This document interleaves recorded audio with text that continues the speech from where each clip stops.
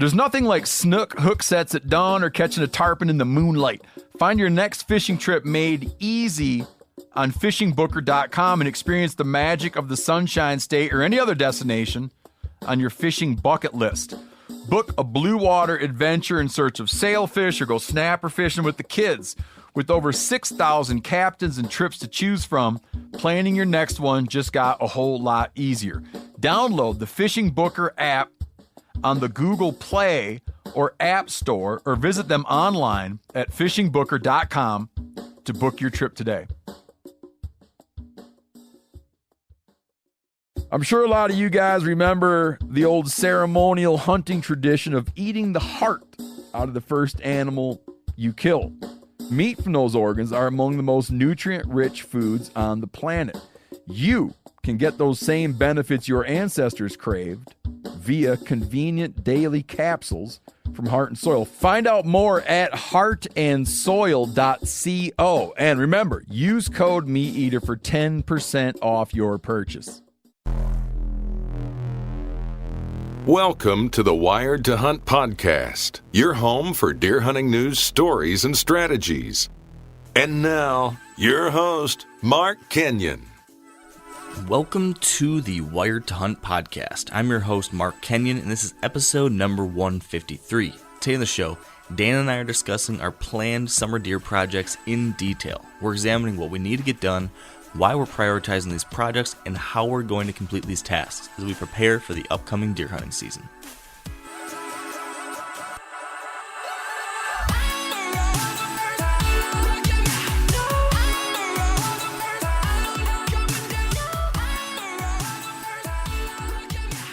Welcome to the Wired to Hunt podcast, brought to you by Sitka Gear. And today on the show, we're going to be covering a wide variety of topics related to the projects and tasks that we are taking on this summer in preparation for our upcoming deer hunting season.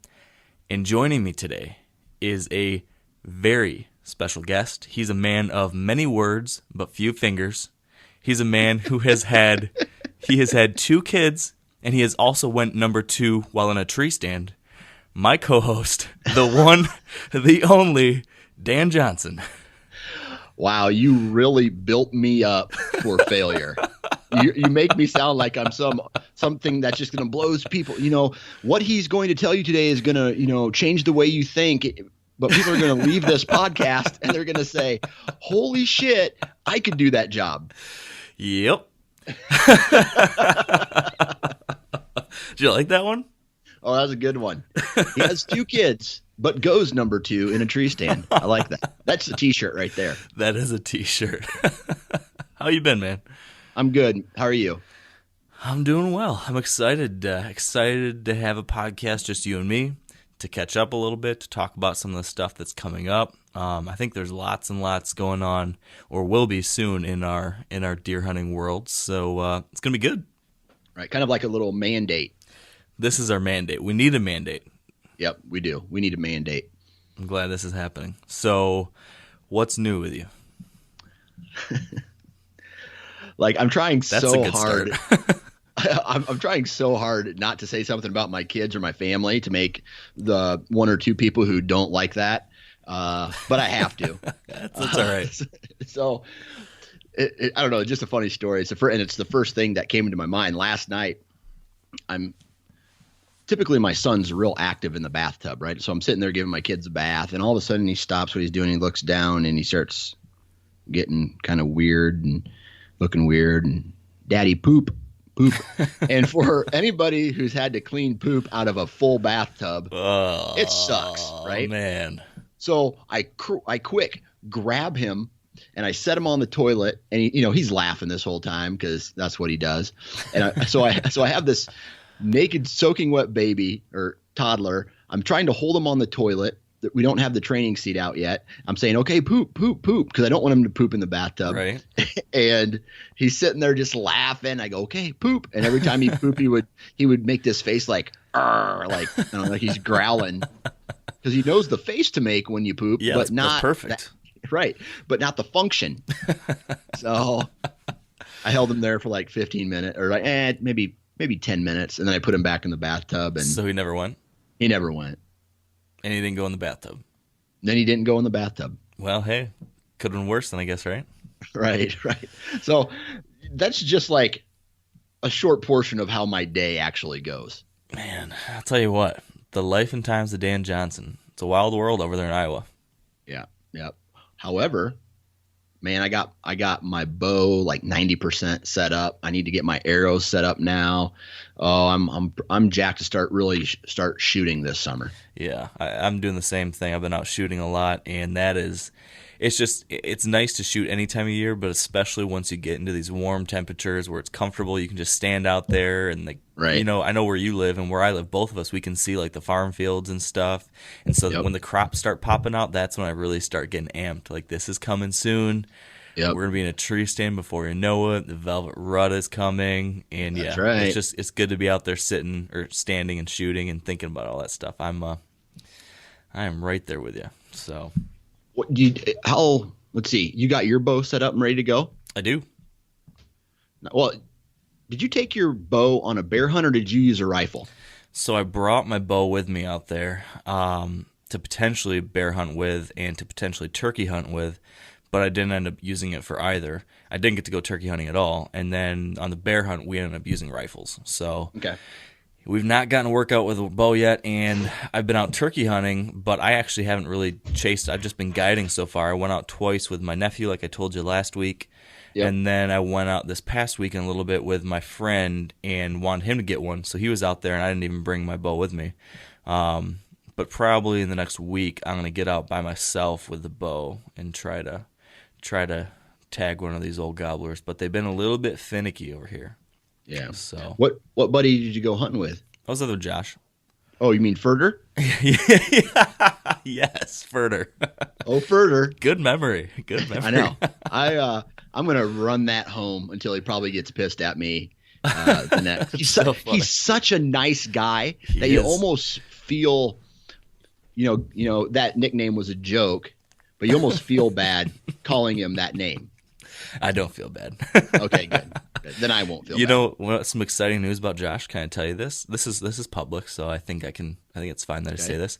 So Josh has been helping out with Wired Hunt for a while now, and he just recently accepted a position with the Quality Deer Management Association. He is I saw that. Yeah, he's a regional. I might get the title wrong. Sorry, Josh. I think he's a regional director for the Great Lakes region, managing different things going on with the branches and the organization in Michigan, Ohio, and Indiana. So, man, I'm super excited for him. I think that's going to be a great position, and he's going to do an awesome job. So, if you're listening now, here's my plug. If you're listening now and you're not a member of the Quality Deer Management Association yet, especially if you're in Michigan, Ohio, or Indiana, join, because Josh will be your fearless leader, and that'll be pretty cool. So, speaking of the QDMA, really quick, another thing. We haven't even talked about this, Dan, at all. I'm actually going to be speaking at the national convention for the Quality Deer Management Association. And I'm going to record it as a podcast and publish it here for everyone to listen to in the future. But we're going to do it in front of a live audience and take questions and stuff. So if you've been on the fence about going to the QDMA National Convention, you should definitely go, be in that audience, ask me a stumper of a question, and you could be on the podcast. So... Well, I tell you, so you got me a room, and you're paying for my room and board down there too, right? I assumed we were going to share a bunk bed. Oh, bunk bed, or share a single. Yeah, duh. Fold out couch. Duh. So yeah, I got to figure out all the details around that. But open with a joke. Open with a joke. That's a good idea. A really dirty one. Perfect. That's called an attention getter, if you didn't know that. I literally was just watching a show last night. You ever heard of the show Crashing? It's on HBO. It's really funny. I don't think so. No. Basically, it's the story of this guy who wants to go into stand-up comedy, and kind of his whole world is crashing down around him, and he's trying to make it. And he gets this job. Yeah. He gets this job. Basically, he's a warm-up comedian for like a daytime talk show. Yep. So he's the warm-up for the Rachel Ray show. So, like, in between takes or when they're not recording, he goes in front of the live studio audience and, like, tells them to clap and tells them a couple jokes and stuff. So he does what you just said I should do. He goes out there and he somehow starts telling a dirty joke. But this is the Rachel Ray show, you know? And he starts talking to, like, an elderly woman. She's probably, like, 70 years old. And he starts talking about, like, something pretty dirty, and she like looks, she like kind of looks at him shocked, and then he keeps going with it and pushing her, and then when he gets done, he walks off stage, and like the manager of the show grabs her and says, "Do you realize that was Rachel Ray's mom?" So you just got to be careful. You got to be careful. Right. So yeah, that's awesome. Yeah, it'll be cool. Going to be the topic is expanding your deer hunting horizons, and so I'll be discussing some of the things I've learned myself and from some of our guests, talking about ways to go beyond your backyard or beyond your back 40 and trying one of these trips, trying a DIY trip on, you know, like I've knocked on doors in Iowa or public land like I did in Montana, or some of the things I've got coming up. So that's the tentative plan. So QDMA.com, check it out. How long is the speech got to be? I think they've given me an hour. Oh, wow. That's a big time frame, my man. Yeah. So we'll see how that goes. Basically, I'm just going to tell them embarrassing stories about you, maybe. So yeah, that's all right. Whatever. I mean, it wouldn't be the first time. All they have to do is look back at the Black Hawk County newspaper. They'll know a whole bunch about me. Yeah. There's some dirt in there. Somewhere around 2002 and 3. Yeah, don't give people ideas. They'll dig it up, man. I know they will. Speaking of totally, well, maybe not too unrelated. Speaking of vomiting, last night, or no, 2 nights ago, I'm home alone. My wife is on a work trip, and so, you know, the wife's away. I thought I was going to be relaxed and do whatever, and my dog starts throwing up. And he ends up throwing up, like, I don't know, 3-4 different times in, like, multiple big, like, pools of stuff all over the house late Monday night. And then yesterday morning, I was hoping he'd be fine, you know, because first it was all his food, and then it was, like, grass and stuff. And I thought, okay, he just ate, like, a weird plant. And then yesterday morning, he started puking more. And then midday, he, like, had... Continuing with the theme earlier of number 2, he dropped a deuce that was like pure liquid, sputtering. But I went to go look at it because I was like concerned about his health a little bit, and I went to look at it and it was like red. It looked like strawberry chocolate milk kind of. So then I got concerned and so I called the vet and I was like, "Hey, my dog's vomiting nonstop and he just had like bloody poop." So I had to like race into the vet and they had to do like X-rays and all sorts of stuff. And he's got like some messed up intestine thing going on. They didn't find any blockage, so that was good. But I guess like just some very, very, very serious irritation and lots of red blood cells in his what they call fecal matter. I had to watch a person stick a thermometer on my dog's butt, and that was very, I don't know, uncomfortable. My dog, he was just staring at my eyes while he had this thermometer. And he's like, "Dad, why is this happening to me, Dad?" I've had to do that to both my kids. And they, like, that's weird, too. Yeah, that might be more weird. So. What did your dog do? Eat, like, rat poison or something? I have no idea. Antifreeze? I don't know. Yeah, I think definitely not that. I think that would have killed him. But something. He got into something which did not agree with him. So they did this thing. I've never seen this before. They had to give him fluids because of how dehydrated he was. So they put a needle in his back. And they filled, like, a pocket in his skin full of fluids, like the size of a big softball, but just fluid. It was a bubble of fluid that was just sitting on top of his back, inside his skin, like a camel hump or something. And he just walked around. They just injected this thing, had this big old camel hump, and then he just had this bubble on top of his back for the rest of the night. It was the weirdest thing. And then I guess it just absorbs. It absorbs, yeah. So they gave him that, and then I've got like 3 different medications he's on or something, and it was a debacle yesterday. But well, that's why we're recording here a day later than usual. So, well, hopefully it turns out all right, man. Thanks, dude. Me too. Anything else in your world? I mean, that's what this podcast is about, right? Yeah. Should we talk about that then? Deer? Deer stuff, right? Yeah. Real quick, though, before we move on, let's pause briefly for our Sitka story today. And Wired Hunt producer Spencer Newharth spoke with Michigan deer hunter Don Vidash for this one. For this week's Sitka story, we're joined by Don Vidash, who tells us about an eye-opening encounter he had in southeastern Kansas. Well, Spencer, it's an interesting... The Sitka stories have been intriguing to me. I'm an avid follower of the podcast, and I've had a couple defining moments in my own career, and one really was an eye-opener for me. Back in 2015, I had a particularly large buck that I was after in Kansas, probably the biggest one I had ever chased, and had a lot of camera pictures of him, and was really waiting him out, and got down to Kansas just on a great cold front in November, and got into where I thought he would be. And sure enough, around 11:30 a.m., he comes walking in into the field I was sitting in with a few does, and I snort wheezed at him, just trying to get aggressive, and he took one look over at me and just came charging in like a bull. Stopped staring at me head on at 10 yards, eyeball to eyeball. And it was one of those moments where, your camouflage really gets tested. And right about then he looked away and took one step, and that was one of his last. And for me, that was really one of those moments where you wonder, how things are working, and I had the wind in my face, and I just knew at that time that the camouflage was working for me. As hunters, I think we always have questions. Is my wind good? Is my setup good? Is my equipment solid? And in that moment, I knew that all that was clicking. On Don's hunt, which was a bitterly cold sit, he was wearing Sitka's Fanatic system.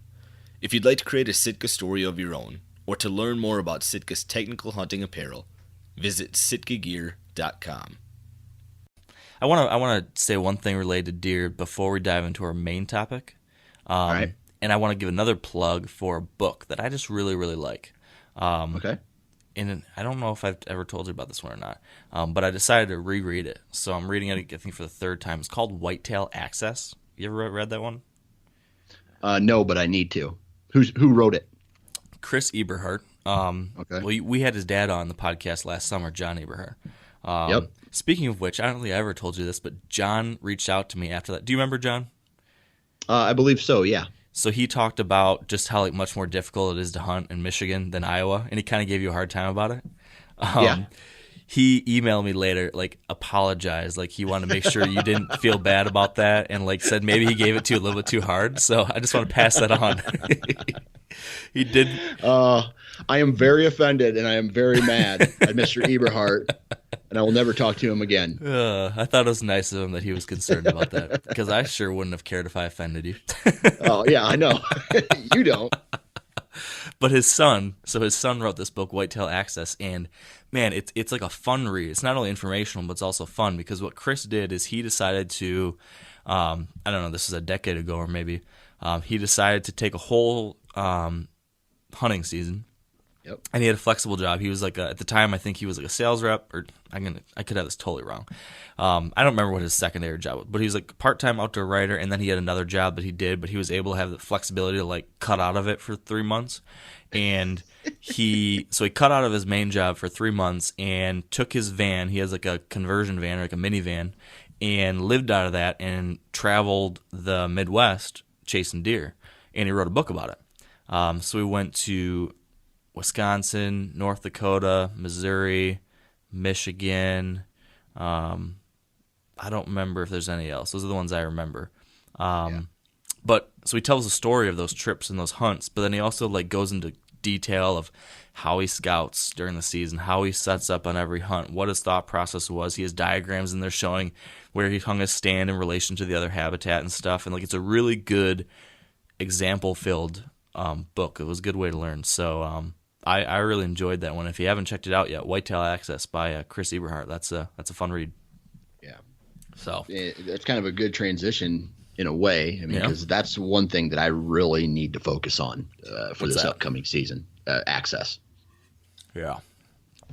And I'm not talking about gaining more farms. I'm talking about finding a way to the stand locations without, with minimal amount of intrusion. Right. A couple weeks ago, I think you mentioned you were having like an access day where you were just sitting and thinking about better access. Yeah. So that's kind of what I want to talk about today is, like you, I'm sure I have got a long list of like projects that I need to get done before the hunting season. Yeah.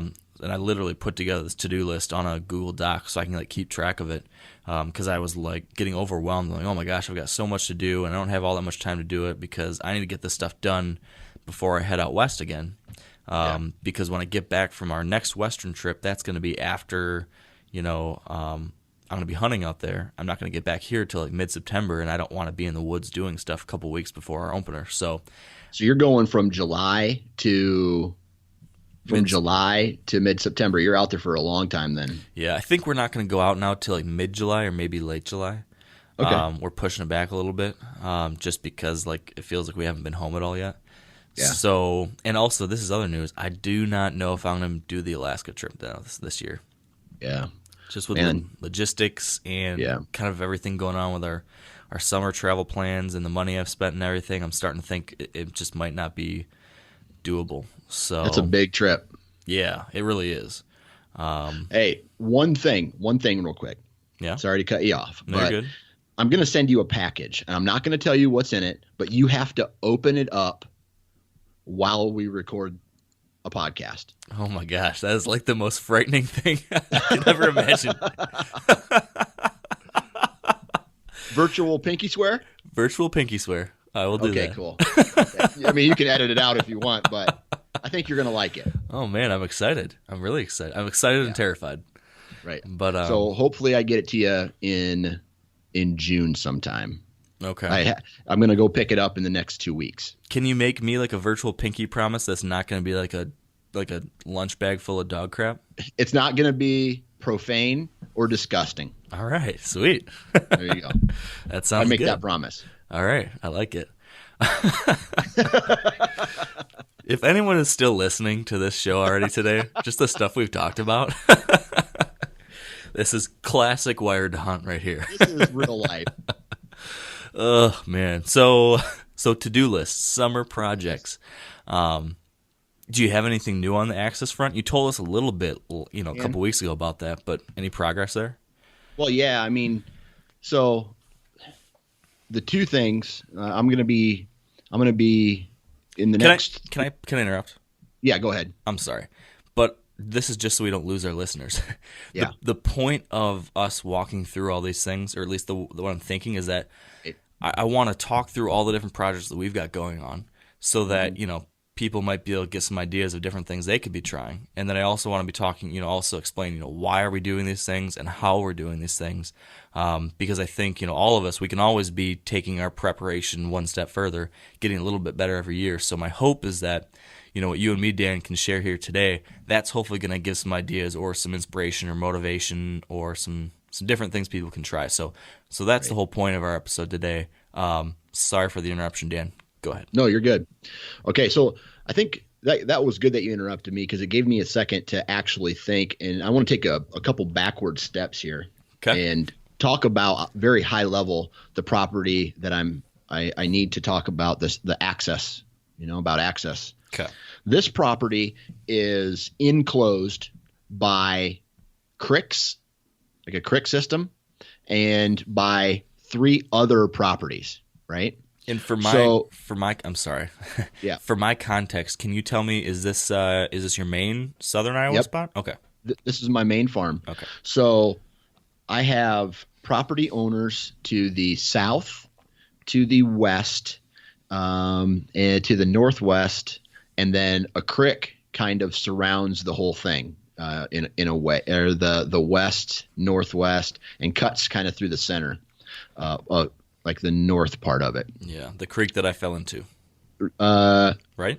Yeah, well, that creek, yeah, just down quite a ways. The place that you fell in was a different property altogether, but in that general area, right? Okay. So access for the most part is through the front of the farm from the east, and you have to go through ag to get to the timber, right? So my theory is instantly by me driving in, a vehicle may not necessarily quote unquote spook the deer, but it's going to get them out of the fields early in the morning when you're meaning that they're not naturally moving back to their bedding areas, right? They've been forced a little bit. Definitely.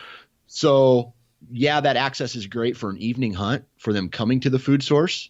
But for a morning hunt, I am ruining absolutely almost the entire farm, I feel. Yeah. Because they're being bumped into the timber, and then they may get back to a natural pattern, but they're ahead of me. Right. And then when you walk in there, you're pushing them in further. Exactly. And I try to hug the borders of this property. Now, I've talked to 2 landowners to try to be able to access from the complete opposite direction so I can get into some of my tree stands locations and get that natural movement from the ag fields back into the bedding and into the pinch points. Now, what happens is they told me no. They said, yeah, we'd rather not because we hunt as well, and we just would rather not have you be walking through our properties. Okay, fair enough, right? I'm going to get that. So now kind of getting to what I need to do this summer is I have 2 other landowners that I need to talk with about walking. It's going to be one hell of a long walk, but I feel that I'm ruining everything when it comes to entering this property, right? Yeah. So I'm going to be talking to 2 landowners, hopefully within the next 3 or 4 weeks, and I'm going to be, discussing with them like, hey man, can I at least just park on your field drive and walk your fence line into the property that I hunt? And I feel that would help me a little bit. It's through cattle pasture. Yeah. That seems reasonable. The other thing, and this is where it's going to get difficult, is creek access to some of these back stand locations. And it would be, we're talking like walking a mile, but in a creek. Now that's great if the creek's low, but if the creek, if there's big rain, that creek fills up and it could go above waist, could go above chest at times. I've seen it over, over the head at times. So, it would have to be the perfect condition to walk back all the way from the road back in there, and use that creek, which I feel would be great on certain wind directions. However, this is kind of where the dilemma is. I need a certain wind, which would benefit me accessing from where I normally do, right? So when I get into my stand, then it's good. But if I use the creek to access the stand on the wind that I need, my scent will be blowing into a bedding area. So I'm kind of at a really, I need to be airdropped into this property, basically is what I'm getting at. Now, can you hunt that as a morning set though, and be going through the creek with a bad wind before they're to their beds, so that you go through the area with the bad wind, but it's not bad because they're not there yet. And then by the time you get to the tree stand, you've got the good wind and you're past the area where the wind would mess you up by the time they get there. Yeah, kind of. However, these rut, I spend most of my time in the timber the last week of October, the first 2 weeks of November, just like you do. Right. And those bedding areas, it seems like during the rut, there's always deer in that bedding area, whether it's doe, whether it's a mature buck, or whether it's just a smaller immature buck cruising at night. I'm in a spot where there's deer all there, there all the time. Yeah. But that's what my trail camera. So, I put that info in Deer Lab, and then I'm looking at it, I'm like, there is literally a deer in this area from October 28th to November like 27th every hour of every day. Awesome. Yeah, so it's a great place, but challenging. you blow it out really easy. Yeah, I guess it all comes down to like it's a numbers game, right? What's the chance of what's the risk, what's the reward, and when it balances one way or the other, then you got to go for it, right? Right, and I think I'm to the point now where I got some stands that are pretty safe for access. I can get in there, by entering my normal way. But once the rut hits and I want to catch natural movement, I'm going to have somebody drop me off on the road and walk some of these cricks in, because I don't want to park my truck on the road. Right. Right. I can I'm going to try to ask permission from a couple, farmers. Hey, can I just park in your drive? I don't want to hunt your property. I just want to park in your drive. If not, I'm going to have somebody drop me off and walk, roughly a mile through a creek to get back to, because the property that I hunt, you've seen it on a map, it's pretty big. Oh yeah. I feel like a lot of people say they have to walk a mile, but like when you really have to walk a mile, especially in a creek, man, that is tough. I mean, that is. And you're trying to be slow and you're trying to be quiet. And you got a backpack and maybe a tree stand and a bow, and that is no easy feat. So I don't envy you. But it's good. I mean, that's great access, and we talk about it all the time. It's like being willing to do those tough things or do a bunch of little things that take a little bit longer than usual. Yeah, that's what makes the difference. So my goal is, obviously I got my mineral already out. In the next couple of weeks, I'm going to be setting my cameras out. While I'm there, I'm going to be putting a couple tree stands in these. Like, I'm going to have them set already for some of these locations where I might only hunt one morning or one afternoon the entire season. Yeah. And I want to be low pro as possible. Yeah. So speaking of trail cameras, what are you thinking post your advice from Joe Elsinger on our podcast a couple weeks ago when he encouraged you not to be checking your cameras throughout the season like you do? Are you going to try that, or are you going to do your usual? Nope. I'm going to be like getting 32 gig cards, 64 gig cards, putting them in and just letting them ride out the entire season and go back there. Cause like he mentioned, and like, kind of like I've seen, what really kind of popped my interest and kind of, pulled that, I had that aha moment, is when I tagged out so early this upcoming year. And then I let my trail cameras run the entire rest of the archery season until shotgun season. That's when I went and took them down. And what do you know? I had more deer on my trail cameras, which I feel is because I wasn't going and checking them on a regular basis throughout the rut. Yeah, that makes sense. And I have enough information, and I feel that I have enough intel from, from using Deer Lab and whatnot to say, okay, I need to be in this stand roughly at this time to catch deer movement on, these winds or these conditions. Yeah. From last year and the previous year's information. So did you end up getting, so it sounds like you did, but are there like some specific annual patterns that you've now identified that you saw happen last year that you're going to try to key in on this year? Mark, please don't say I told you so, but I am going to have to do some all day sits. It's just enough BS. I need to do it because I have 2 stand locations where I have the this most. Makes me so happy. I know. The most big buck activity. And you know how Deer Lab has it broken down by like 6 a.m. to 10 a.m. and then 10 a.m. to 2 p.m. and then from 2 to 6 and from 6 to 10 or what, that circle. Yep. A majority of my big bucks are traveling in where these 2 particular stand locations are at, are traveling from 10 a.m. to 2 p.m. Wow. And it sucks to know that. Like, I don't know. They're coming. What they're doing is they're 2 pretty predominant pinch points. It's a pinch point / travel corridor, basically the same thing. And they're coming off I know what they're doing. They're coming off the ag fields. They're checking a couple bedding areas. Then they're hitting these pinch points midday to transition to other bedding areas and other ag fields on a different part of the farm.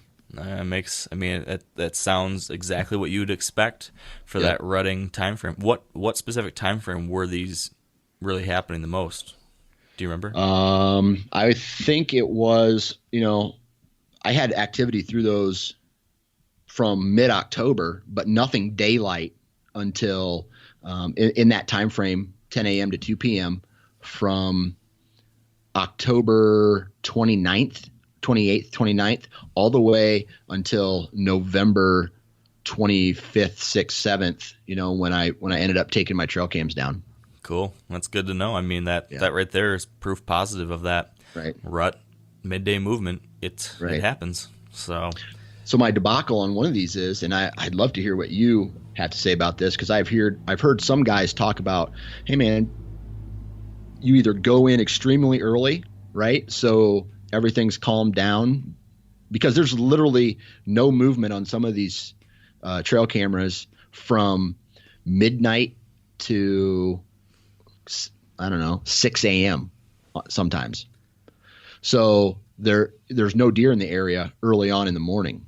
And so if I get in there and I get in real early, or do I hang back and not go in until like 9 o'clock in the morning, or 8 or 9?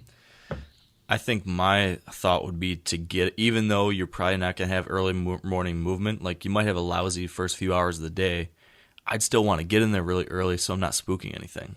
Right. I'd worry if you're going in at 9 o'clock, maybe that is when the first one comes cruising through or whatever. In this kind of scenario, I have had a scenario like where it made sense not to go in early. Like a few, I can't remember if we ever talked about this, but that year I hunted in Iowa that you also killed a buck. It was like 2012, I think maybe. And the spot I wanted to hunt, the only way I could get to it, you had to cross an open crop field. There was no way to get through without crossing that crop field. So I was worried, though, if I went in there, I want to do an all-day sit, but I thought if I go in there before dark, I'm going to spook deer off that field.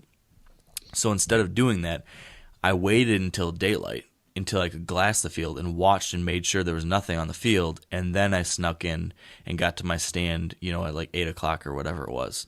So that was a scenario where it made sense, because it all came down to how do you get to that tree stand without spooking deer. So I think in your scenario, if there's not activity early in the morning, I would use that to your benefit, in my opinion. Right. And it's probably what I need to do. It's just now I have to go in within the next couple weeks, and that's when I'm going to go really look for the best possible tree. I mean, this, a lot of people say you got to grind it out, right?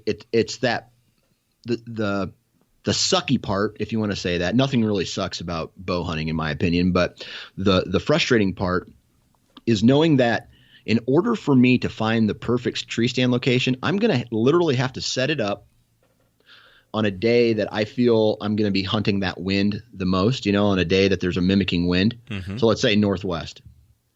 And I'm going to have to get in the tree, and I'm going to have to start throwing some of those milkweeds or throwing something out of the tree to see where my wind is actually going, to see if it's not looping around in some of these pinch points, or to see if it's hugging another ridge, if I'm going to be safe on a northwest wind. And knowing that there's going to be a lot of hard work involved physically, setting up and tearing down maybe one or two tree stands before I find the right particular tree. Yeah, it's that brutal summer work, but it all pays off in the end, hopefully, right? Well, yep, that's the goal. I mean, because, trying to accomplish goals, right? If I wasn't I have goals, you have goals, if I'm not okay with shooting a 3-year-old buck, right? So I'm going to be very detail oriented in how I approach this season. Yeah. Well, it sounds like, it's cool. What's cool, Dan, is that, just over the course of the last 3 years, I think we're going, 3 years or 4 years or whatever it's been that we've been doing this podcast together. Just hearing how, your strategy and your approach has shifted and evolved. is really cool to see. And I'm sure mine mirrors that. Like, both of us personally have changed our approach so much and learned so much from hearing from our guests, from bouncing back our own ideas between each other. I think you and me, we've evolved a lot, and I think our hunting has improved because of that. And I hope that the people listening, I hope they've seen something similar happen for themselves, because I think, it's definitely paying off. You know, having these discussions with people, it's making us change things, which is changing our level of success, I think. Right. I'm going to add one more thing to this, and then I have some questions for you, actually. But so my kid is due. My third kid is going to be born sometime in mid to late September, right? Mm-hmm. Which means that I'm not going to get a lot of time to hunt in October, right? So I don't think I'm going to be able to get into the tree stand until maybe November, like the first to second week in November, which, if you talk to some of our guests on this podcast, is an okay thing, right? Right. So I'm going to be forced by the hand of nature to not hunt as much as I normally do, because, and I'm going to use that as maybe a learning experience to see, okay, if by me laying off October, am I going to be able to have a better first time in rut experience to these stand locations that I haven't hunted close to or have not hunted, period, right? And I'm going to see if that is going to convince me to lay off on some of my farms and maybe hunt, public land, or scrap some of these other I don't know what the word is I'm looking for, the non-high priority farms. If I want to go kill a doe, I'll go to this farm, right? Right. If that's going to force me to say, okay, this has taught me that I'm not going to go into my good farms where my hitless bucks are until the rut. Yeah. I think I got to believe that you're going to see that. I just think that if you look at the basic core elements here, especially given the fact that there's not like a bunch of other guys bow hunting that same property. So by the fact that you can get out of there and leave it pretty pressure free relatively, and then when you show up during the rut, already deer movement's going to be at its best, and now it hasn't been dampened by your previous activity, checking trail cameras and or hunting. I think that's going to make a huge difference. So it's a bummer you can't hunt in October, but I would not be surprised if, assuming weather and all that kind of stuff lines up for you when you start your rut vacation and stuff, I bet you it's going to be pretty gangbusters. Yeah. I have a question for you. Have you ever had to have a conversation with another person that you share hunting property with about, hey, your access is not good, or your where your tree stands are not good, or anything like that, to say, hey man, if you laid off 1 or 2 extra weeks, I think we'd see better deer on this property. Have you ever had to have a conversation like that? I have not. Usually whenever I have hunted a property, whenever I've hunted a property where I knew the other people that hunted it, it was always like we made our decisions kind of jointly. So we would decide like, hey, we should hunt stand A and B, and here's the best way to get to it. I've not had to hunt a place with someone, like not with a friend, where like they were going rogue and doing their own thing, and it was like screwing everything up. I have hunted properties where there was a bunch of other hunters that I just didn't, know well, and I didn't, in those situations, I didn't feel like I was in a position where I could tell them what to do or recommend what they do. So, and I'm not trying to say that what they're doing is wrong or right. I just feel from the information that I've found out, if you wait, and in a way it would be beneficial to them as well. I'm not trying to make it all about me, because they have permission on some of these properties that I hunt the same as me. And they can literally, if they want to hunt every day, morning to night, they can do that. They have the permission to do that. I'm just saying, it would probably be beneficial to us both if we laid off the property until, if you want to hunt does, man, go hunt a doe on a field edge somewhere, because they'll pop out, an hour before dark. The way to do that? What's that? Exactly. Show them trail cam pics? No. say, hey, so-and-so, I really think you should listen to episode number 153 of the Wired to Hunt podcast. Yeah. Just subtly hint Yeah, that. right. Then what they'll do is they'll listen to every one of the podcasts and probably locate my stand locations based off of the information that I've already shared. So no, thank you, Okay. Mr. Kenyon. Maybe that would backfire.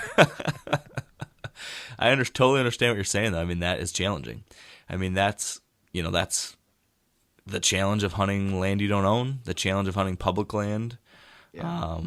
It's like what you also have to do then is you can either try to influence them or try to understand what they're doing. So if you know they're going in there and mucking up a certain section, then you got to say, okay, so where are they doing that? Are they always hunting this little corner, and then use that to your advantage? So you can say, okay, that is an area where there's been a lot of pressure. How's that going to change the rest of the property? Where are they going to push the deer to? And then maybe that can help you narrow down your options. But not ideal, that's for sure. Right. Yeah, it is what it is. And, just like guys who hunt public ground, man, I gotta share properties with other guys too. So Yeah. So I'm doing some public land hunting in Michigan this year. yes. Why? I think I just want to try. I want to try. Like I've enjoyed the public stuff I've done in the past. My trip to Montana was awesome. I really enjoy hearing the stories of guys that are hunting public land and seeing how they're doing it, and just the challenge of it. So I kind of just want to see, can I pull it off in Michigan? Because I think it's about as tough as it gets as far as public land hunting. Trying to do it in southern Michigan is not easy. So it's kind of like a little trial for myself. Can I at least put myself in a position to see a decent buck? I don't know if I'll kill one, but I want to get out there and see if I can figure it out. So, Question. yeah, How many tags do you get in Michigan? you get 2 buck tags. You can get up to 2 buck tags. Okay, so you can get 2 buck tags. Okay. Yes. So All right. so yeah, obviously in Michigan, Holyfield is the number one priority. Okay. Are you deciding to hunt public ground because you want to stay off your property until the absolute right conditions? Exactly. Yeah. Okay. I want to, in the past, I always have a handful of properties I can hunt around Michigan. Like I've got my main spots, and then there's a couple kind of secondary places I can go.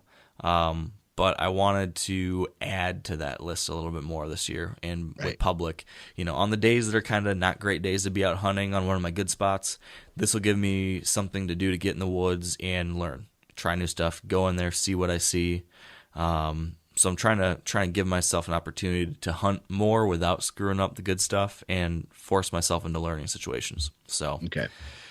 so I got I've some been, questions for you. All right, what you got? I got some more. I'm sorry. I got some more questions about this. Yeah. And tell me if you want me to wait on this line of questionings until we get to that point. But I have questions about how you're going to approach this Holyfield thing. All right. I want to talk about what I'm doing on the public land scouting so far. Okay, But let's we talk can- about that first. Okay, we'll do that, and then definitely we'll get to Holyfield. So with the public land stuff here in Michigan, it is obviously lots and lots and lots of guys out here. And I've hunted public land in Michigan before, just not with any success yet. So what I'm trying to do is I'm trying to find a number of places that are as far as possible from city centers. Yep.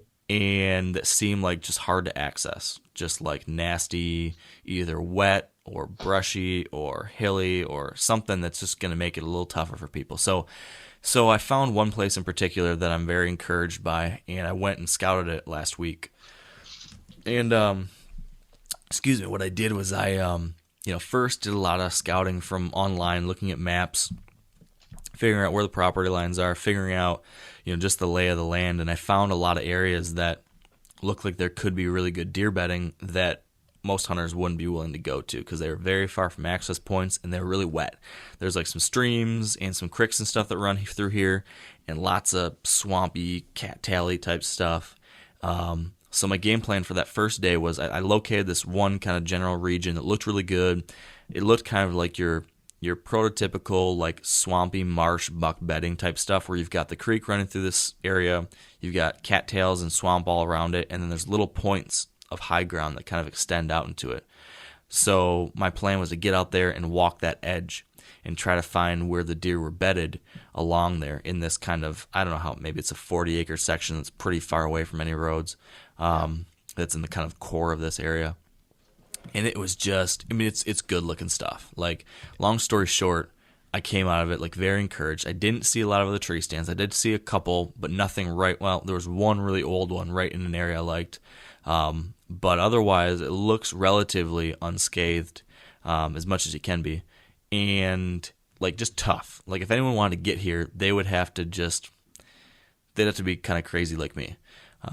So the other thing that I like about it is that I think I can access it by doing exactly what you talked about. I can either walk this stream in with waders on or take like a canoe and canoe in and avoid bumping deer, a lot of deer I think, and actually canoe right to the back end of where I want to get into, hop out of the river, and then climb up into a tree with just a very short walk. So I tried to find places I'd be able to access with the water, and I tried to find these bedding areas, and I ended up, even though it was a little late, I wish I'd done this in like March or February when, it wasn't all greened up, but it was gone. So I was able to get and actually found some good bedding areas, found like what definitely looked like some buck beds. It was cool because I enjoy, we hear so many people talk about trying to find buck beds or trying to find bedding areas and the places they should be. Like Dan Infalt, he was on your show recently. He's been on ours. Yep. So he talks about, you're going to find them on these little points that extend out into the swamp, or you're going to find them on the islands or stuff like that. So I'd see these spots on the map. I'd see them in person. I'm like, all right, there should be a bed there. And then I sneak out there and no shit, there it is. There's a buck bed, or there's an oval, and there's some hair in it, and there's a rub. So it's great when you can confirm those things and apply it in the real world. So I got a handful of those spots kind of marked on my GPS. I picked out a couple trees that I could potentially get into if I wanted to hunt there, and that was like step one. I thought that was great. I liked it. Did some more just general hiking just to kind of better understand the lay of the land. But I had like a good idea. Okay, here's a few places I can head into, be close to deer bedding that I could sneak into in like mid-October or something and observe and possibly be able to make a move if there is a somewhat mature buck in the area. And then there's another section of the property I wanted to look at because it looked like it was another spot that was relatively far from the access points. So I go driving down this one road, and we didn't talk about this, right? I'm pretty sure we didn't talk about this. Okay. Nope. So I go driving down this one access road to get to this kind of, far away section of the public, kind of out of the way. And I go driving down this road, and I start seeing signs. On the map, it looked like a regular road, but now I start seeing signs like the kind of thing like if you're reading this, you're in range, or be prepared to die, that kind of stuff. And I was like, ooh, this doesn't look like the right place. Yeah. And then I look to my left, and there's a guy sitting in like a golf cart staring at me. Yeah. I'm like, oh boy. But really nice guy. We ended up striking up a conversation. Ends up that road is not a public road anymore. It was a private road. But it looked public for a while. So I apologized, and we started talking, and long story short, he ended up giving me tentative permission. This isn't like for sure yet, but he sounded like this would be okay, for me to hunt his private land. He's got a little piece of private land adjacent to the public, and then Nice. For me to be able to access the public from there too, because nobody else is allowed to drive down that road or park. So with that, I can get to a portion of this public land that is almost 1 mile, literally almost 1 mile away from the nearest other parking area or pull off or anything like that. So Nice. as far as public land, it could be a really good spot. I could be completely wrong. We could get there in October and there could be guys everywhere, but I don't think it will. So I'm excited about that. I'm going to do some more scouting in that new section now here in the next week probably. And then I just want to go into this season with a handful of good options that, in that mid-October timeframe, early in mid-October, before I'm targeting Holyfield, I've got somewhere to try some new things and see what's going on. So that's All right. That's what All I right. got. So, Holyfield, that's beside the point, right? You're going to be very cautious with that buck. You're going to be planned to a T with that buck, wait for the right conditions. Now, is this whole public land thing that you're doing, the scouting, are you going to be trying some more aggressive tactics on this piece of property? Because it's one of those things where it's like, I know I'm going to be, well, whether or not Holyfield is around yet or not, right? We don't Can you confirm that yet? I haven't seen him in a couple months. Right. Okay. So are you going to be more aggressive on this public land? You're going to be diving in further and harder, trying to get closer to bedding areas on these public land hunts, just to, I guess, test out your skills? Or are you going to be it's somewhat aggressively conservative, if that makes sense? Yeah, so I am definitely going to be approaching the public land thing as I'm not going to be afraid to screw things up, because I've got my other core things. I'm going to be hunting Ohio. I might be hunting Iowa now still again. And I've obviously number one priority for the year is Holyfield in Michigan. So the public land stuff is going to be try new things, swing for the fences, be aggressive. And it's probably not going to work out, but maybe it will, or maybe I'll learn something, or maybe I'll see him and, be able to do the bump and dump or whatever. I'm going to try stuff. It's purely going to be a testing ground that'll be kind of cool. So yeah, I'm going to be aggressive. It's going to be all hang and hunt stuff. I'm going to be pushing in close to bedding areas. I'm going to be observing, changing things up the next time in, and just seeing what I can figure out. Awesome. I'm excited about that. I think that's going to teach you a lot. Yeah, I think so. You're going to learn from failure. You're going to learn from, I guess, mission accomplished.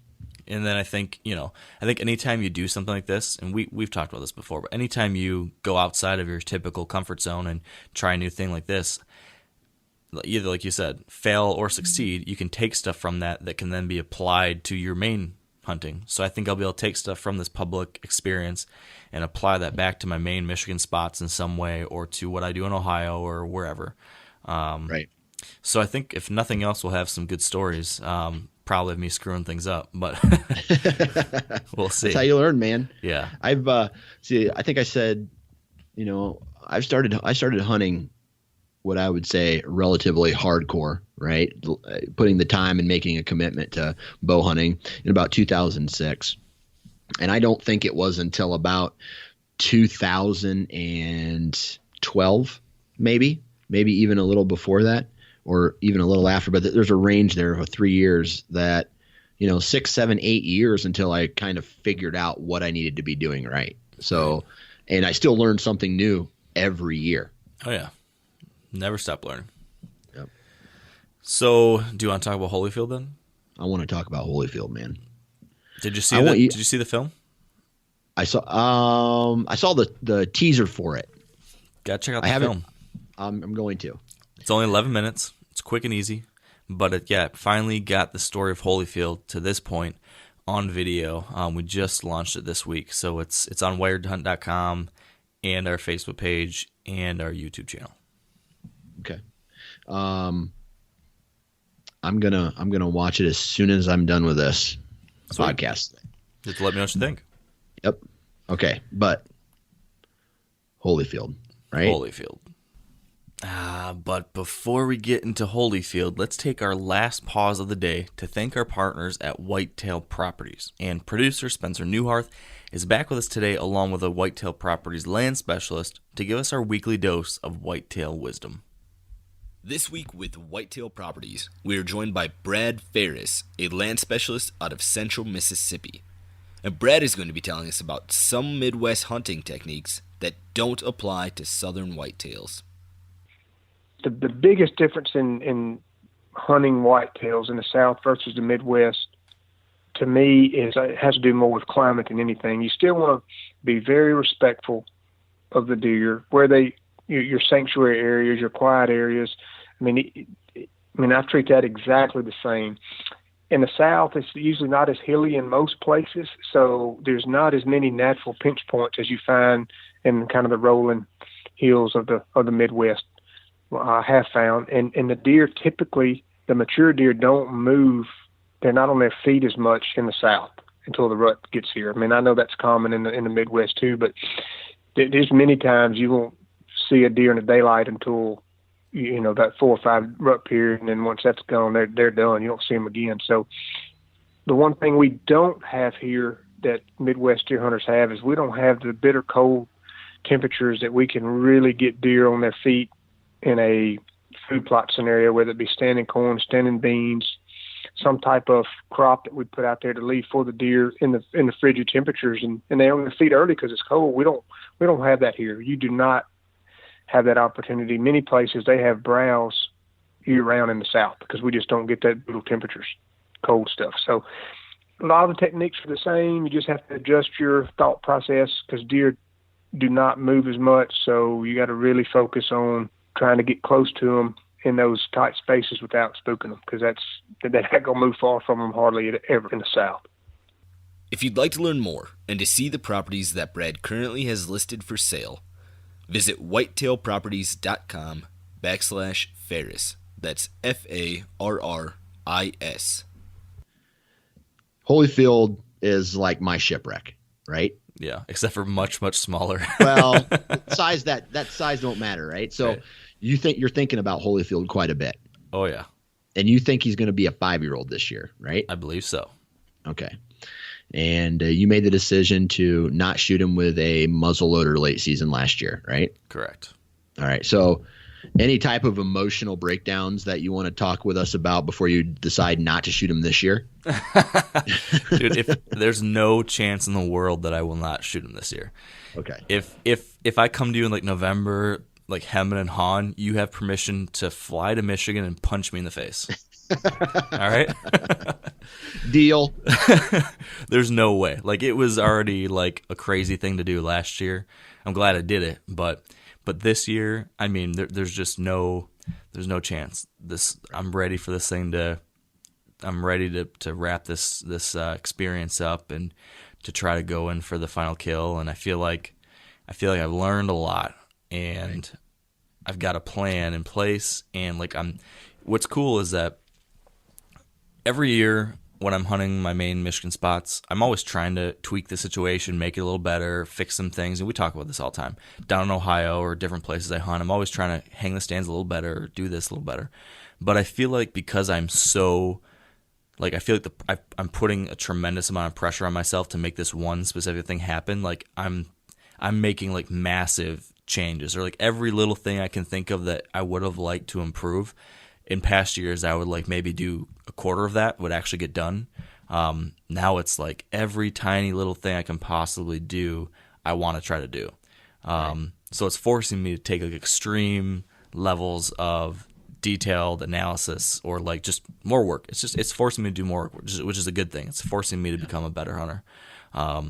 So there's lots and lots and lots of little things I'm doing to try to just give myself a little bit better of odds. And I know there's, the odds are always going to be stacked against me. Probably not going to kill him. But I was thinking about that the other night, right? I feel that you were doing a lot right this last year to get on him, right? I mean, you literally there was days you decided, okay, maybe I shouldn't be hunting this many days in a row. And what he came in borderline daylight dark the day you decided not to hunt, right? yeah, that day I decided I wasn't going to shoot him. I saw him at 60 yards in daylight. Right. No, but I'm talking about before that. Oh, when I right? was still trying to kill him. Yeah, when you were with a bow during archery. I mean, you were playing cat and mouse with him and fine tuning your setup throughout that entire month of late October and November. Yeah. And you were very close. So yeah, full drop, 40 right, yards. Right. So my opinion is that don't overthink this upcoming year, because what you did last year was right. It was just a matter of circumstance that he either decided not to show up that night, or the wind was, a little too breezy for you, or the shot was too long. And I feel if you micromanage that too much, you're going to ruin it. Oh, I hear what you're saying, and that's a fair point. I hope I don't risk doing that. But right. I guess let me tell you the things I'm planning on doing, or that I have been doing, and then you can tell me if you think I'm on the right path or if I'm going too far. How about that? Okay. Yep. Okay. So there's a couple things going on in my mind. Number one, I need to try to make this habitat as absolutely as absolutely as attractive as possible for him during the hunting season to give me that, 1% greater chance that he'll be on my property during daylight on one of the days I'm hunting. So Right. it's a few changes I'm making. I did a little bit of improvement to some bedding areas to hopefully give me a little bit better chance that he might spend more time bedded on my property. He does not seem to bed on my property a ton. He usually seems to bed just next door, adjacent to me, very close. But that's and I think that is the reason why many of the encounters I had with him, he was just over on the other side of the property line in that good bedding cover. So I'm trying to improve in a couple key spots in the farm, a little bit better cover. That's one thing. Number two, I'm trying to improve what I've got going on with my food plots just a little bit, again, to try to give me a little bit better chance he'll be out earlier in the daylight on that food. So Right. one of those things is I'm going to do a better job of installing my food plot screens. Last year, I put a food plot screen around my main front food plot, which is the spot where I came to full draw on him. But I didn't plant it thick enough, so it was really spotty. It didn't give nearly as good of a seclusion as it should have. So this year I'm going to plant it a little bit earlier. I'm going to plant it thicker. And so I'm really going to hope it's going to be basically a wall that surrounds this whole plot so that anything that goes in there can't see the road. It can't see this big adjacent crop field next to it. And of course, anything or anyone on the outside of that won't be able to see it in the plot. So that's one thing. Number two, again, this is all how can I get him out here just a little bit earlier or make him come over into the open where I can shoot? Because, like I said, the one time I came to full draw at him, it was just a little bit too dark. I just didn't feel comfortable touching off a 40-yard shot at that light level. Right. So if I can get him to come out 5 minutes earlier or 3 minutes earlier, that could be the difference. So another thing I'm going to do is I'm going to shift this food plot over about 40 yards. So right now, the food plot, the open, carpet of food starts almost right on, very near to a property line. And there's cover on the property line side, and then as soon as you go to where I can shoot, you're basically in the open.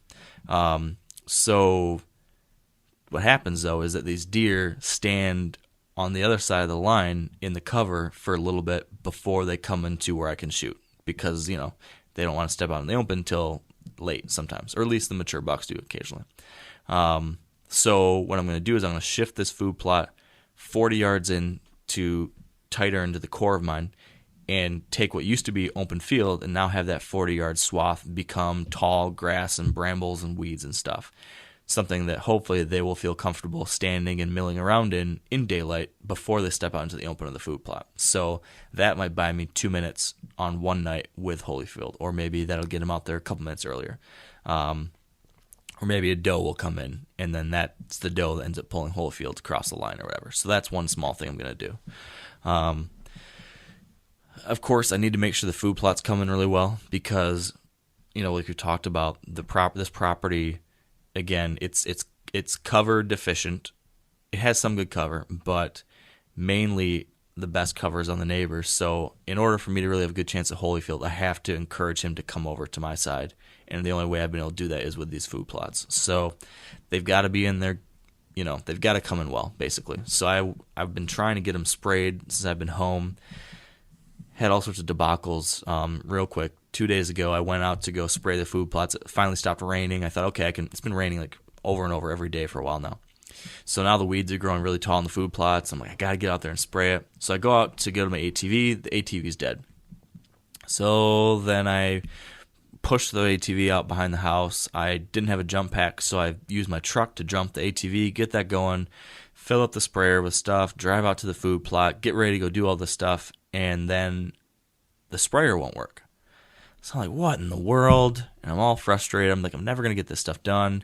So I'm like, well, it must be a bad connection between the clamps on the battery down below. So I got to turn off the ATV to mess with the battery down beneath it. So I turn off the ATV, I mess with the connections for the sprayer, and then I go to turn the ATV back on, and now the ATV won't start. So my four-wheeler didn't work, my sprayer didn't work, and I was stranded out there in the woods. So that was a real pain in the butt. I had to walk back, go to the truck, drive to a store, buy a jump pack, come back, and still the sprayer wouldn't work. So I ended up having a buddy come over yesterday who had one. He helped me spray stuff. So the plots are sprayed, and now I just need to probably hit them one more time with spray in like July to keep the weeds down.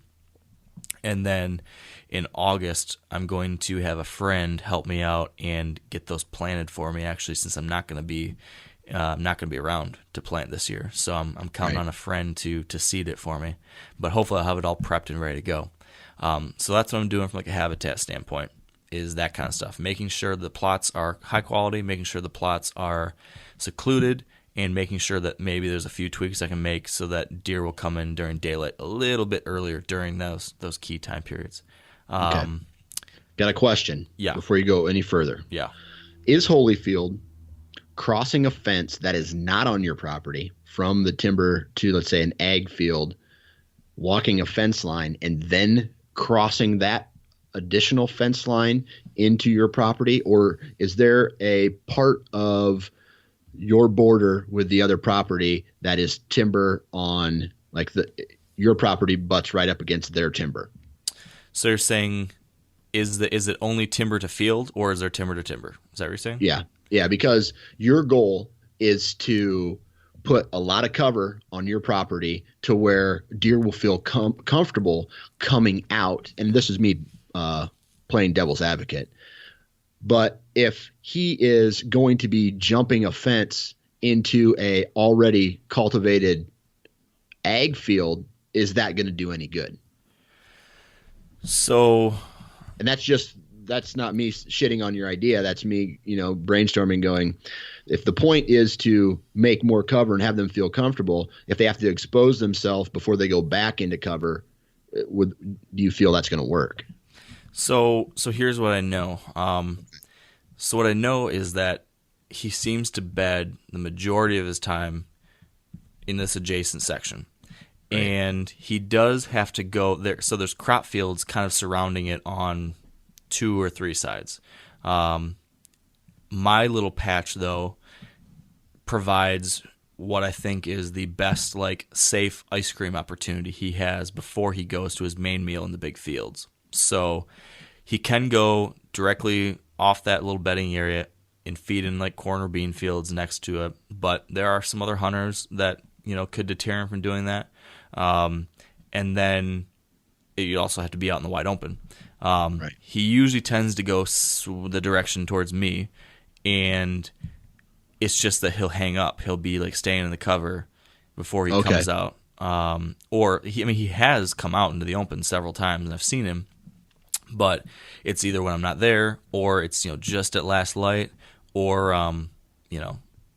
it's in the late season. The late season is a different game. I want to kill him before late season. In the late season, it's a completely different story. He's daylight active like crazy, and he's super killable in the late season on my little section. He throws caution to the wind. The last 2 years in a row, he's done the exact same thing.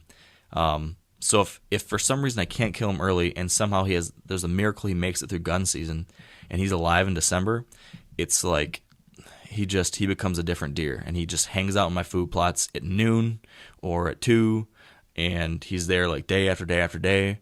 And that's what I saw last year. I hunted a couple times and didn't see him, but he was at the other food plot, and then I hunted one time and he was there. That was the time, that last day, and I said I was going to shoot him. And then after that, I stayed out, and then I looked at cameras, and he was there, on the 15th at noon, the 16th at 11, the 17th at 4. So he does wonky things in December, but in October and November, he sticks to that cover pretty closely, unless he's chasing a doe. So right.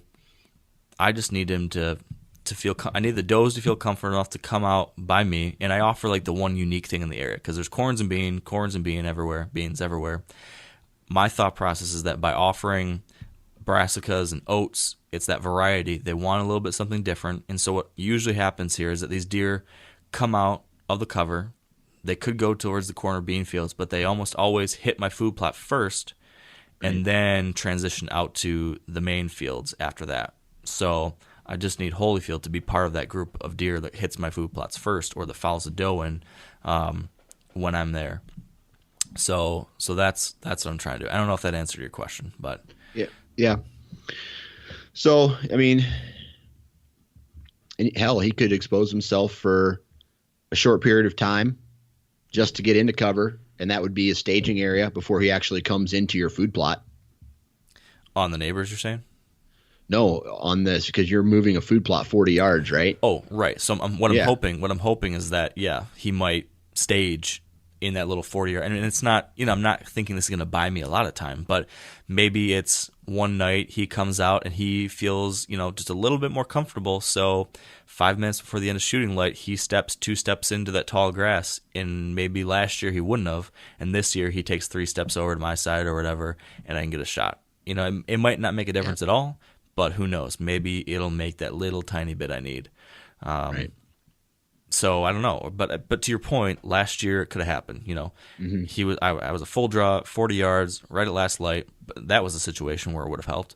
But the next day he came out in broad daylight and was in the crop field, the wide open crop field, and was walking along there, and something on the road spooked him. But if something, if a car hadn't driven by or whatever, if that hadn't happened, he was walking down the edge of the field straight to me. So maybe just a little bit of bad luck there. It could have been completely different. He might have walked right through, been in front of me, and with an hour and a half of daylight left, I could have shot him. You just never know. Right. So maybe I'm going too far. Maybe I don't need to do this stuff, but I'm trying to have these different things, like all these, redundancies. So if A doesn't work, I've got B, C, and D lined up that should help me a little bit. And so I'm trying to stack all these different things. Maybe I won't need to have done all these things, but if I've got all these different things in my favor, that might be just enough. I'm also just battling. This is a small property. There's hunters all around it, and it's very easy that, someone else could shoot him. So I'm just trying to get every little tiny thing in my favor that he might prefer to spend that evening closer to me than not. Right. So that's what's going on there. So that's the habitat stuff. Yeah. I'm tweaking some stands. Like I'm going and I'm improving the cover in a lot of my tree stands. I'm gonna add some fake limbs, some real limbs. I'm gonna zip tie some limbs in some places where maybe I need more. I'm gonna try to get some fake Christmas tree limbs and put those up around the tree stand, stuff like that. Just especially there's some spots that get really exposed when the leaves come down. So if I'm still hunting them in the late season, I found last year I felt kind of hung out to dry in a couple spots. I'm going to try to make sure that doesn't happen this year. There was a location on one of those open fields where he did come out a couple times during the rut, where he chased a doe, popped out along that field and followed the edge down a little bit, which had surprised me. I didn't think he would do that, but he did.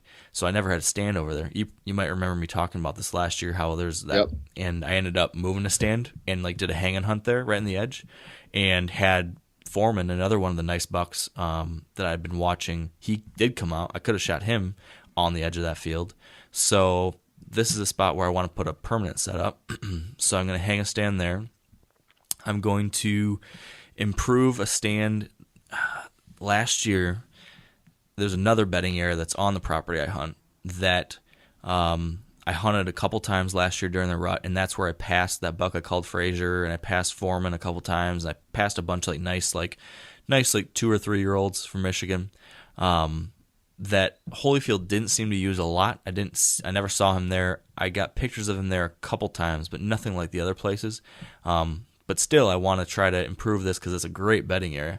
I do know bucks cruise through there. So as a kind of secondary place, I want to improve that tree stand setup, get better cover there. I'm going to add another stand about 100 yards north of there on the other side of the bedding area so I can hunt it with a slightly different wind. So it's all that kind of stuff. I want to fix my scrape trees. I put in those fake scrape trees in the food plots last year. One of them I didn't bury deep enough. So partway through the season, it started spinning in the wind, or it'd be angled at a 45-degree angle instead of straight up. Yeah. So I'm just going to try to get those in more solid. I bought some 40-gallon Yeah, I saw that. troughs. Yeah, and I'm going to put in some water holes. Again, one tiny thing that maybe will get him to come within range. So I'm going to put these water holes near a couple of my best stand sites for him.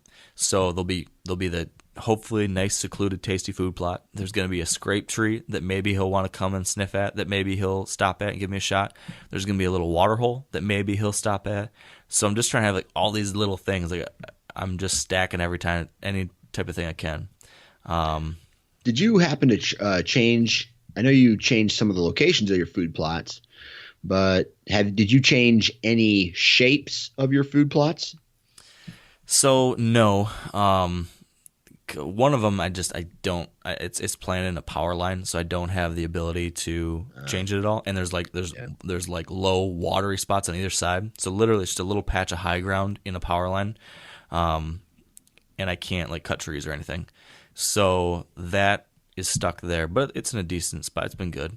The other one I can change a little bit, and then that's the one where I'm shifting it over 40 yards, and basically this food plot, I just posted a video actually kind of giving a tour of it. Basically, it was just like a short grassy field, and then like 4 years ago I went in there and carved out a little food plot in there, and then now I'm planting the screen around it. But basically it's kind of looks like a bow tie, I guess. Imagine there's a bow tie, and in the middle of that bow tie, there's like that little circle in a bow tie. There's a single oak tree right there, and I've got a tree stand in that single oak tree. And on one side of the bow tie, so it's kind of like a piece of pie. There's one piece of pie that sticks out to the north of that oak, and that is where I plant my strips of brassicas and oats. And then the south portion of that bow tie is a perennial clover plot. And these deer come out from the east and feed out into either one of those. And typically they feed out to the north of me, so I hunt it with a north wind or a northwest wind or something that blows my scent out back into this little finger timber that doesn't really get used by deer. It's kind of open. Yeah. So that's kind of the setup that I've got right now. Any actual food plot change, like what you're planting? No, I'm just I just flip flop where the oats are and the brassicas, so that I'm never planting the same thing in the same strip. But basically, it just works so well. Like they hit those oats early in the season really hard, and they nibble a little bit in the brassicas, and then by the time I get to late season, they're hitting the brassicas really hard. So it gives me that full season attraction in the same place. So gotcha. I've just been really happy with that and gonna stick to that. So that that's kind of the game plan on the Michigan farm. Just improving tree stand setups, adding some of these more little habitat manipulations. Access is kind of the same. I've got pretty good access. I can't hunt a lot of these places in the mornings because I've got to go through fields or different things like that. I've carved some trails out through like little fence rows, like the little cover I do have to go through. It's not ideal, but it's the best I can get for like the rut. But that's why in October I pretty much stay out, and so that kind of comes to my hunting plan. And I'm sure we'll talk about this more when we get to when we get closer to the season. But right now, at least, my tentative hunting plan is to try to basically to do what I said I was going to do last year, but I didn't. Which is hunt them the first couple nights of the season if conditions are good, and then stay out and not hunt it again until like October 23rd or 24th or 25th, whenever that weather hits. Because what's happened is, and this is from looking at from my actual hunting sightings and trail cameras, both years, he shows up on my farm in September. So he summers somewhere nearby, but not right there. In September, loses his velvet, he shows up on the farm. He's very active on trail camera, and he shows up a little bit. He shows up in the daylight on these food plots and on trail camera in September and a little bit into early October. Like I think maybe not even October. Like September 30th, I saw him during daylight in 2015. But once I started hunting there, I didn't get daylight pictures and I wasn't seeing him in the open. I saw him a couple times, but it was back in the cover. I didn't actually start seeing him during daylight and active on my side until October 24th in 2015, and then in 2016, October 25th. But both of those days, he came into the food plot, and I could have shot him 2 years in a row, 1 day apart. And then from that date on, he was very active through the rut up until gun season. So it's like that was the time frame when he started, showing up. So this year, if I don't kill him the first night or two, I'm just, even if I get like a long range sighting or something off, in the cover, or even if I get one daylight picture of him, if it's like days and days of daylight pictures or something really, really compelling, then maybe I'll go in there. But otherwise, I think that I'm going to wait and not touch that property at all. I mean, I'm not going to check trail cameras. I'm not going to drive on it. I'm not going to do anything from like October 1 or 2 until like the 24th or whatever. And first day the conditions are good, then I'm going to go in and then I'm going to hunt him hard from that period until early November, because the last 2 years he was very active during that like 10 to 12 day window. So that's the game plan. So are you going to have a wireless camera out there to determine if he's even showing up or not? Yeah. Or you're going to, so you're going to be able to basically, have that intel saying, okay, well, he has, it's October 1st or whenever your opening day is. He's showing up at midnight for 3 days in a row. Are you going to go out there and hunt him? Or are you going to lay off until he starts showing sign of closer to daylight activity? So the other thing to throw in here is that I can get up on a hill and observe this front food plot from a distance, from a long distance, from a safe place where deer aren't going to get spooked by me. So I think I'm going to buy another wireless trail camera and suck it up and pay for the fee. I don't like it, but they're super handy in this kind of situation. So I'm going to try to have 2 wireless cameras out there, 2 different spots, and I'm going to be monitoring those. And then also for those days leading up to the season, if I can do it, which I think I can, for like the 3 days leading up to opening night, I'm going to be out on that hill watching this area and trying to see if he comes out. And if he doesn't come out for the 3 days leading up to the season, and there's not like some massive weather change that I think will make him come out, and I'm not getting trail camera pictures of him close to daylight or something like that, then no, I'll scrap the early season hunt, because I'm not going to go in there if I don't think there's a chance. Right. But if I've got some pictures of him close to daylight, or if I see him once or twice in late September coming out to feed or very close to it, then I'm going to strike and kill him early. Hopefully kill him early. I'm cheering for you, man. Thank you, buddy. I hope it works out. And you know what? I'm just trying to also. I'm putting in a ton of work. I'm going to put in a ton of work to try to kill this deer. I really want to kill this deer, but I'm also at the same time setting my expectations. Like, I'm going to do everything I can to succeed, but I'm also setting my expectations that it very well probably won't happen. Like, there's a good chance he's going to get killed by someone else. There's a good chance something's going to go wrong. Like, I'm not going to be devastated if this doesn't work. I don't want to like be miserable because someone else kills this deer. I'm going to be very bummed. It's going to be a super bummer, but I'm still going to enjoy this hunting season no matter what happens. And it's been like such an incredible learning experience the past couple of years, that even if it doesn't end the way I want it to, it's still been like one of the coolest hunts of my life. So I'm trying. Now maybe I'm going to say this, and then when it all actually happens, I'm going to be a crankier old cuss, and I'm not going to actually follow through on all of this, but hopefully I'm trying to set myself up mentally so I'm not a nut job come October or November.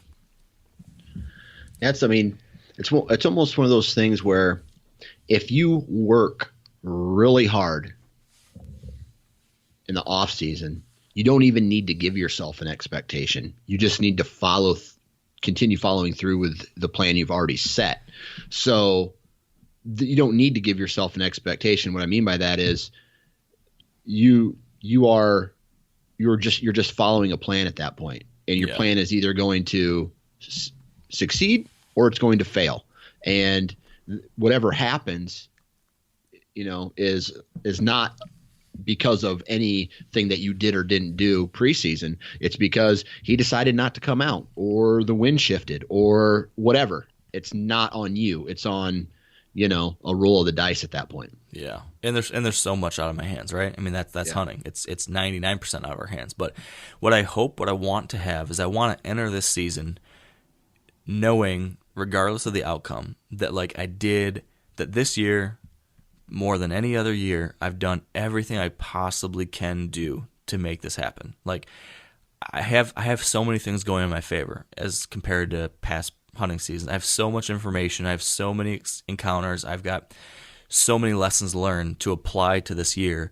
I don't want to not take advantage of that. So I hope that I can at least sit here at the end of the season next year or this year and say, dang it, it didn't go my way, but I feel 100% comfortable with the fact that I did everything I could. I put in all the work. I did all the things I said I should do. I followed through on it. And yeah, it just didn't work out. Or yeah, the neighbor shot him, and it is what it is. But at least I know, like, I did everything I could to try to set up that perfect hunt. And I think if I can do that, I'll still feel pretty good. Because, like we were saying earlier, I mean, seeing where I am today compared to where I was 10 years ago as a deer hunter, and the things I'm thinking about and the things I'm doing, it's encouraging to me. Like, if I can pat myself on my own back, like, I'm proud that I've evolved and doing these things now, and I'm hoping I can follow through on that. I guess what I'm saying. After all this conversation that we've just had, you're probably going to shoot him on the very first hunt of the entire season, and I would be so happy because hey, if I shoot that buck, I mean that's amazing, and then I still can hunt public land in Michigan. Yep. I've still got my spot in Ohio that has been kind of on the back burner because I've been so focused on Michigan lately, but that spot's great, and it can be great. Yeah. And I think I'm going to apply for my Iowa tag now since assuming I'm not going to Alaska, I'm probably going to apply for my Iowa tag. I'll probably get that. And that's going to be a whole nother challenge because I still have permission on that same place I hunted 2 years ago. And it was great. Like, I saw a lot of nice deer, but I also had like 2 out of every 3 hunts was messed up by another hunter. So my goal this year is how can I get away from that hunting pressure or like deal with that hunting pressure better. I've got some ideas there that I've been when I went shed hunting there and I scouted some more and I figured some stuff out. So I feel good about a couple little secret spots I might have found. But unfortunately, the honey hole I had there last time, the one spot I found last time that was away from the hunters, looks like the hunters found it because there's like a bunch of tree stands all over it. So that'll be another challenge. And then I'm going to do the whole early season Western trip again. I'm going to do Montana and maybe hit North Dakota or Wyoming after that if I fill my Montana tag. Yeah. So I got a full slate, and we'll see what happens. Yeah, I'm excited. I'm so pumped. Yeah, I'm pretty jacked for this season too. I don't know. I guess I'm excited. But I'm not like right now. I'm excited. I'm jacked up. I'm getting ready to put out trail cams and velvet rut, all that stuff. But it's not like up front as it has been in the past. It's kind of in the back burner still as far as my excitement level is the same, but I'm not thinking about it as much. If that makes sense. Is that because of like family stuff life. Or just other things? Life. Yeah. I mean, my life is on overdrive right now, and just trying to keep up and, maintain and I don't know, enjoy these times, enjoy right now, and not, not try to enjoy, like I think a lot of times in the past, I've had one of these experiences where I put so much on the actual event of hunting that I don't enjoy everything else that is going on, whether that's checking trail cameras, putting out minerals, setting tree stands, all that stuff's fun. But, it should be, in my eyes, I feel it should kind of be equal. Yeah. There shouldn't be. And then now that I have kids and, they're awesome to hang out with. They're assholes at times, but they're awesome to hang out. They're awesome to hang out with and enjoy the time that I have with them as well. And then when the new kid comes, I'm going to, be busy that first month and for the rest of my life actually. But, but you know what I mean? Like enjoy the moment and not put such high expectations on one particular part of the year, if that makes sense. It totally makes sense. It's like we have to enjoy the process. Because that's one of the really cool things about being a serious deer hunter, serious mature buck hunter, is that there is stuff that we're doing all year round. I mean, you and me literally come on this stupid podcast every week, all darn year, and talk about deer. And there's something going on at that time of year related to deer. Like that's pretty darn cool. So enjoy that. We got to enjoy the process. Enjoy the days when you're going to be out there sweating, hanging your tree stands, because like you said. It's all part of it, and to your point, I think every year, I think I'm getting better. I'm pretty sure I'm getting better at this. I'm getting better at not letting my like mental state and enjoyment of hunting be dictated by like, am I killing a deer? Did I kill a deer? Right. You know, it's enjoying the process. And last year for a while with Holyfield, like from October, for the first like month and a half of deer season when I was chasing Holyfield, and like it was always just a little bit off or whatever. Like I found myself occasionally getting frustrated, like another night didn't kill him, and I got a little bit too caught up in it. And then gun season happened, and I don't even know if I ever talked about this, but gun season happened. And, you know, I thought, we talked about this part, I thought he got killed. I kind of started, like, giving up on the idea that he might be still around. But then also at that same time, like late November, my wife kind of gave me an intervention. And she kind of, like, just kind of read me the riot act about how, like, I was not being present. So I didn't travel as much to deer hunt last year during the season. Like, I didn't go to Iowa or anything. I was hunting Michigan most of the hunting season, and then I just hunted Ohio for like 5 days, and then I filled my tag in Ohio, and then I was back. So like I wasn't gone as much as I have been like 2 years ago or other years. So I was like, Kylie, I've been here like all the time. How can, like, what's wrong? I've been here hunting Michigan, but I'm here. But she's like, yeah, you've been physically here, but like you're not mentally here, or you're not a part of this thing. Like you're just kind of, your body's here, but you're constantly elsewhere thinking about the stuff, or you're constantly doing these things, and that kind of like regrounded me a little bit. Like I can't let this consume me 100%. It's a terrific activity. It's a great passion. It is how I make my living too. So of course it's going to be a big part of my life. But at the same time, you know, you got to make sure that you're present for everything else, mentally, emotionally, physically, of course too. And that was kind of a good reset for me at the end of the year, or end of November. And then from then on, and again, this might have influenced my decision a little bit. I kind of like was like, you know, yeah. Killing Holyfield is not like going to make or break my life. Like if this hunt doesn't go the way I want it to, that's okay. Right. And I need to like pull back. I feel like I'm always adjusting the volume on my hunting obsession or whatever. And it's always usually 11, but sometimes like I need to, sometimes you got to turn it down to 10 every once in a while. Or maybe that's your expectations. Maybe that's how much time you spend in the woods. Maybe that's whatever. But I think and I hope that I'm in a place now this year where, yeah, I'm doing a ton. I'm going to be spending a lot of time out there. I'm going to be very invested in it. But at the same time, I'm not going to forget the other really important things in my life. And, you know, enjoy it all. Enjoy the process. Enjoy family and friends and everything else that life has to give. And hunting fits in there a lot better as a compliment to all those things, not as like something that squashes everything else out. Right.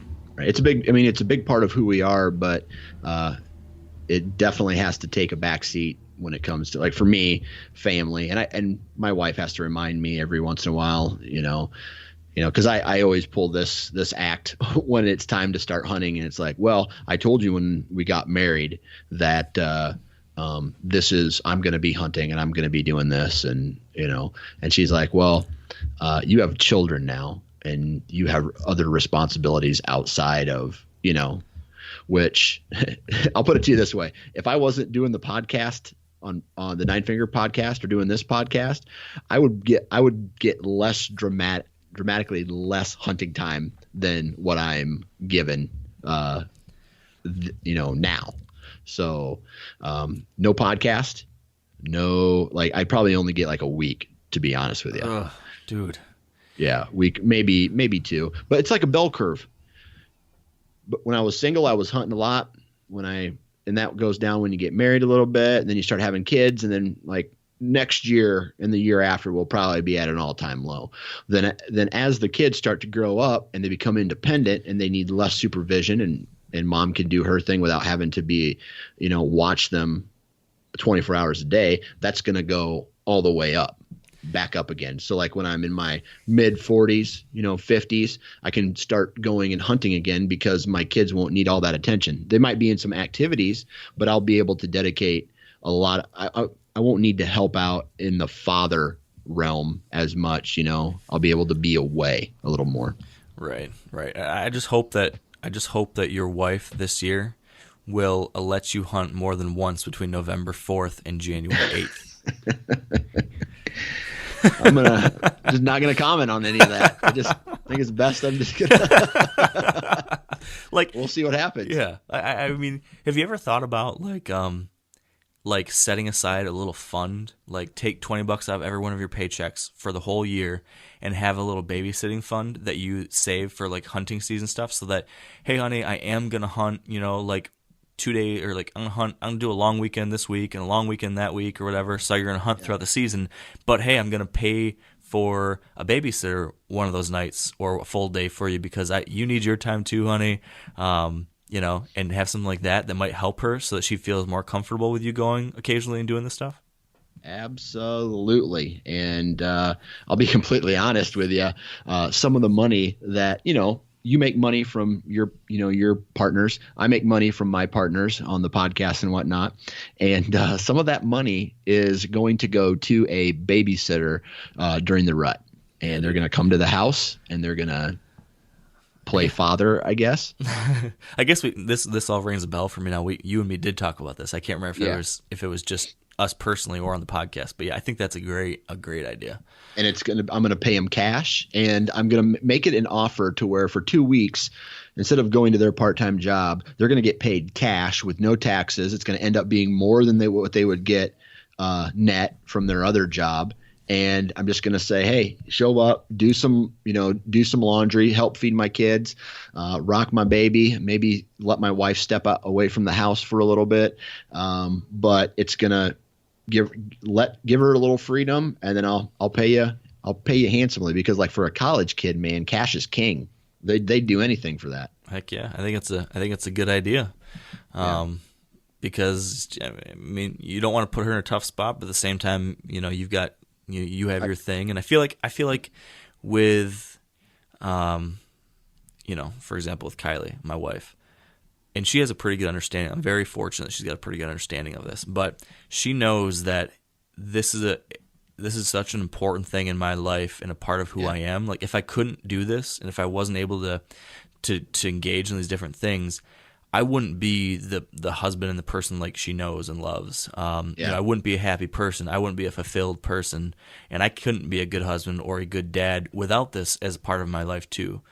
Without some separate things, so there's us time, and then there's Mark time, and there's Mark things, and there's us things, and you got to have a balance between those two. And I'm sure that there will be a refiguring of those balance when there's kids in the equation too. But it is a balance. That's a fact, Jack. So, well, we have, I think last I checked, it's either 129 days or 130 days till opening day of bow season for you in Iowa and me in Michigan. Yeah. So, we just discussed a lot of work we've got to do.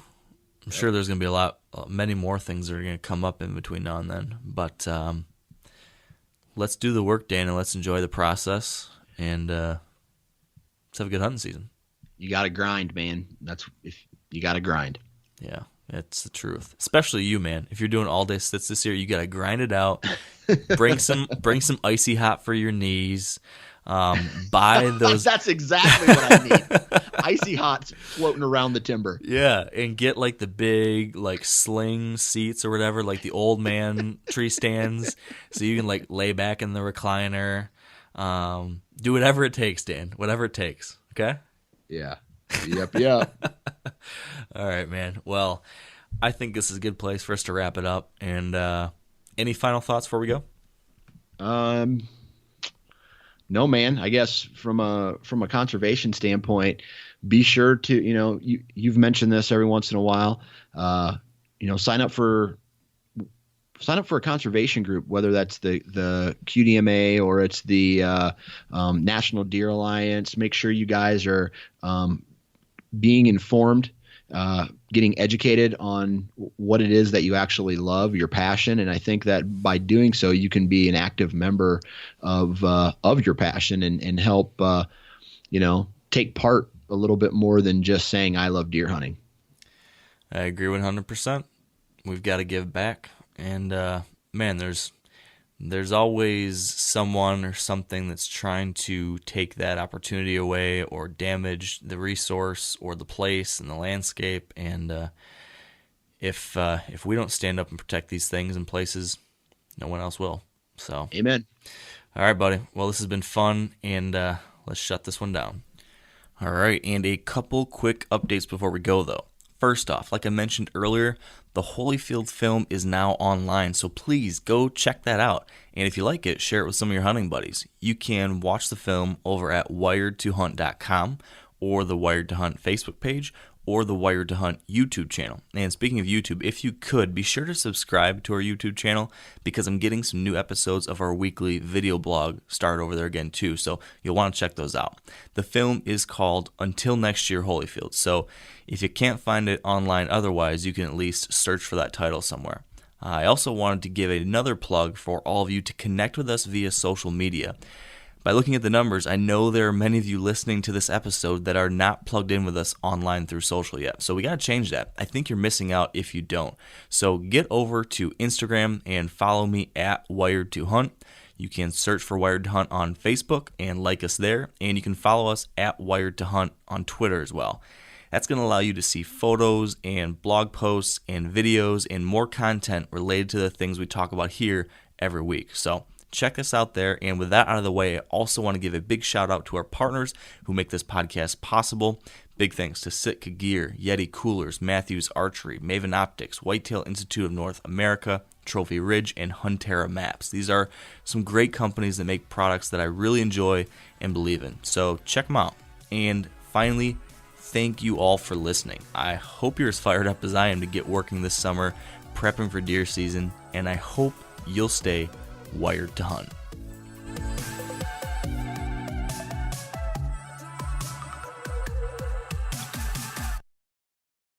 I'm sure a lot of you guys remember the old ceremonial hunting tradition of eating the heart out of the first animal you kill. Meat from those organs are among the most nutrient-rich foods on the planet. You can get those same benefits your ancestors craved via convenient daily capsules from Heart and Soil. Find out more at heartandsoil.co. And remember, use code MeatEater for 10% off your purchase. You ever get that feeling the walls closing in, the concrete jungle suffocating you? You crave some wide open spaces, the chance to connect with nature, maybe in a spot all your own. Well, head over to land.com. They've got ranches, forests, mountains, streams, you name it. Search by acreage. You can search by location. You can search by the kind of hunting and fishing you're dreaming of. Land.com. It is where the adventure begins.